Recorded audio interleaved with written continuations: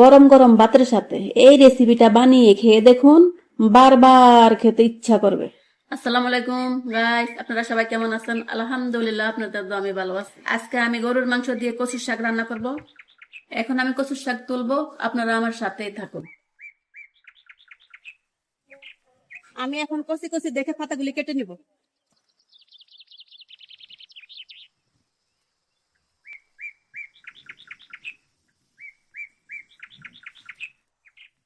কচুর শাকগুলো আমার তোলা শেষ, এখন আমি কেটে নিব।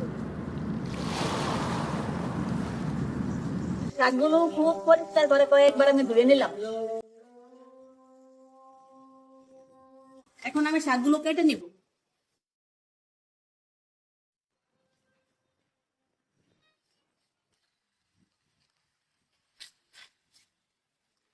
কচুর শাকটা আমার কাটা শেষ, এখন আমি মাংসগুলো কেটে নিব।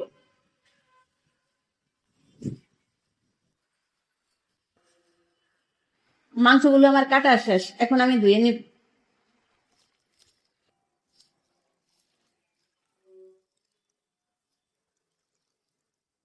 আমি এখন সব মশলা দিয়ে মাংসটা কষাবো। দিয়ে দিব পেঁয়াজ কুচি, দিয়ে দিব আদা বাটা, রসুন বাটা, কাঁচামরিচ বাটা, দিব লবণ, দিয়ে দিব অল্প একটু হলুদের গুঁড়া, দিব সিক্রেট গরম মশলার গুঁড়া, দিয়ে দিব তেল, দিয়ে দিব কয়েকটা আস্ত কাঁচামরিচ।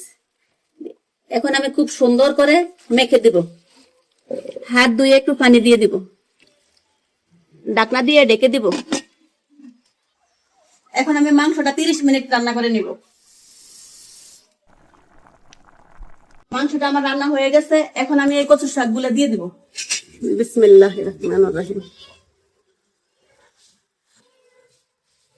দিয়ে দিব কিছু আস্ত রসুন,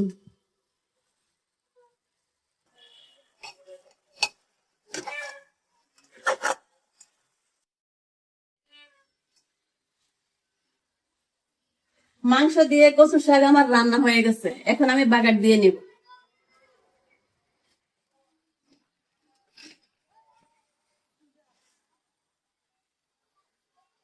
পেঁয়াজ কুচি, রসুন, আদা চেঁচা, কিছু শুকনো মরিচ দিলাম, দিয়ে দিব কিছু আস্ত জিরা। জিরাটা আমি এভাবে ভেজে নিব। এখন এগুলো আমি বাগার দিয়ে নিব।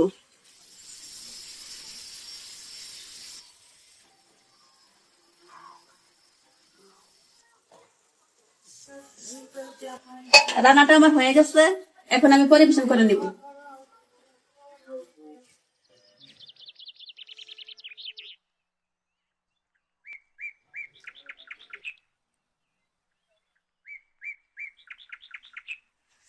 রান্নাটা আমি পরিবেশন করে নিলাম। দেখেন কতটা সুন্দর হয়েছে, মাশাআল্লাহ। আপনারা বাসায় এভাবে ট্রাই করবেন। ভালো লাগলে একটা লাইক কমেন্ট দিয়ে পাশে থাকবেন। দেখা হবে আগামী দিন। আল্লাহ হাফেজ।